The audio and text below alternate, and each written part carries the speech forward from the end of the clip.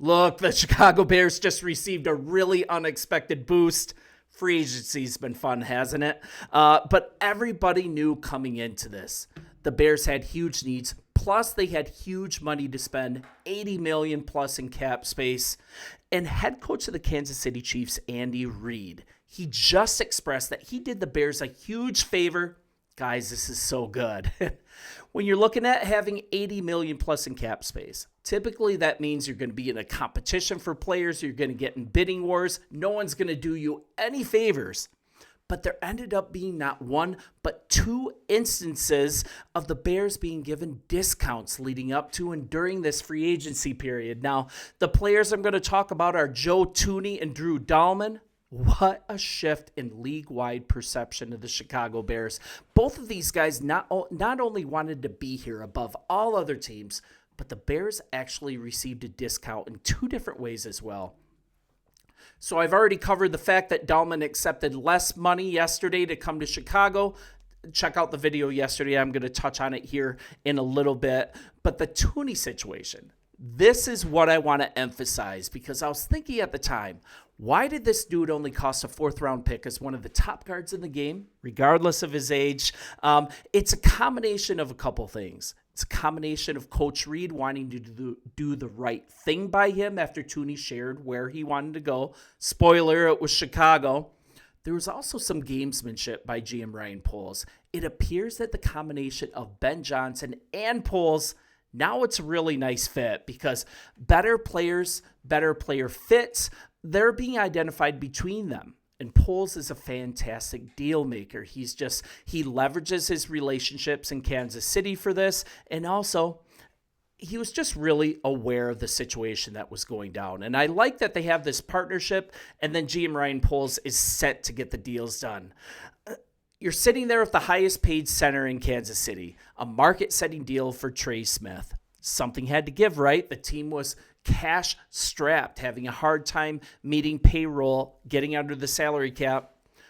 Poles swooped in and took advantage, and he also had the help of head coach Andy Reid. Reminder, Thuney has been an excellent player for a decade and was still earning all-pro honors in 2024. He's not washed up. He's still elite.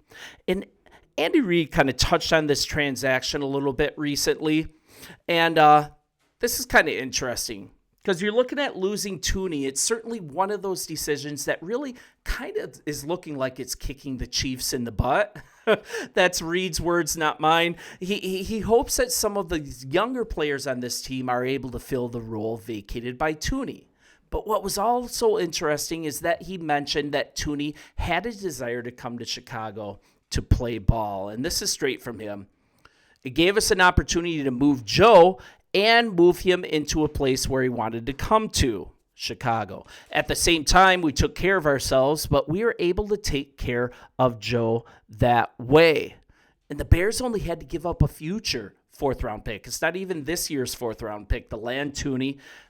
I'm thinking the price was so affordable because the Chiefs were trying to do right by Joe. To steal a line from Ryan Poles, right? He likes to say that in that Justin Fields transaction. I'm going to close this down. Regardless, Joe Thuney is now in Chicago and arguably immediately becomes the Chicago Bears' best lineman on the team. And Coach Reid, he made it very clear that he didn't want to lose this guy, but it was a reality of the salary cap. He's one of my favorite all-time guys that I've coached. He's just a good dude, just an all-around good dude. He's tough, just gritty tough. Andy Reid's funny. He's going to do a heck of a job for Chicago. The guy can still play. And Reid went on to explain that this move was strictly a salary cap move, had nothing to do with his on-field performance. And this is another quote for him. The thing you have to do is that you have to manage this cap thing. It's a nightmare that way. If you're not going to push a ton of money forward, then you've got to manage the cap and try to keep consistent with this whole winning thing. And it's not an easy thing to manage. Sometimes you got to make these decisions. Here's the quote, and it just kicks you right in the butt. So you're looking at losing Thuney, certainly one of those decisions that the Chiefs didn't want to make. But Reid is moving into a place that he hopes that the Chiefs are able to get a little younger. Some of these younger players are going to be able to fill this role vacated by Thuney. But it was also interesting that he mentioned that Thuney had a desire to come to Chicago to play.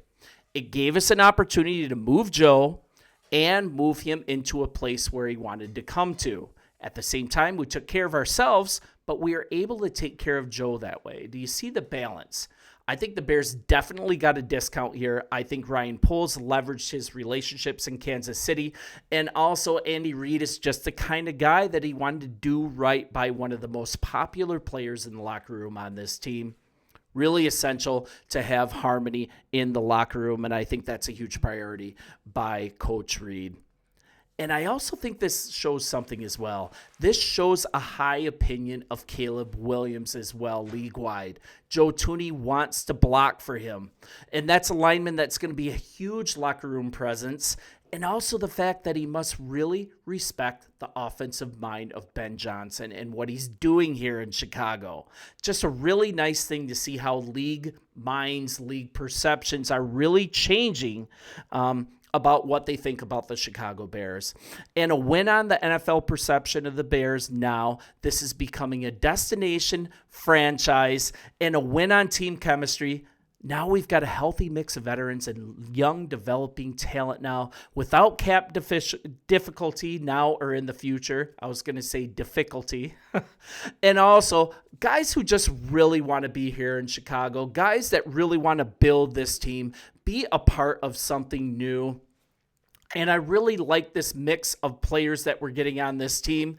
And you have a guy like Drew Dahlman coming on at center, who actually, it's just crazy. The specific teams aren't out right now. I think it was Atlanta, and I think it was Seattle by everything that I'm hearing. But it's a real thing that Drew Dahlman had offers for more money.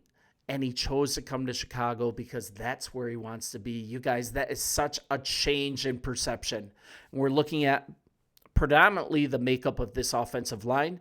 Now we've got Dahlman, we've got Jackson, we've got Thuney, we have an established right tackle, and also, you know, if Braxton Jones gets healthy, if he's ready to go, we've got a pretty darn good left tackle. You could say he's in the top 15.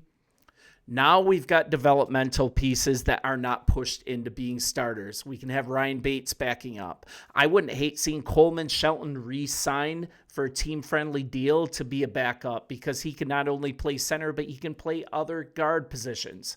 We can actually develop Karan Amagaje and see if he is the player that we thought we were getting when we drafted him in the 3rd round, because he has a prototypical NFL body that suits him to play left tackle, and he fits in perfectly. And last year, he didn't have an offseason, didn't have a training camp, even battled a couple nicks during the season once he was eligible to play. But he got out there. It just showed that he wasn't coached well. He wasn't ready to go.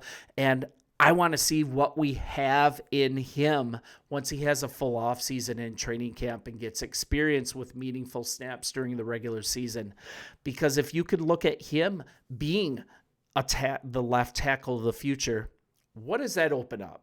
And then we're also looking at, we're in a situation that all the major needs are met, that the Bears can literally choose the best player available in the draft. What if Will Campbell drops? Such a beautiful thing. Such a good situation. You guys let me know what you think, if you like what the Bears have done in free agency. I'm going to be kind of puzzled if you don't.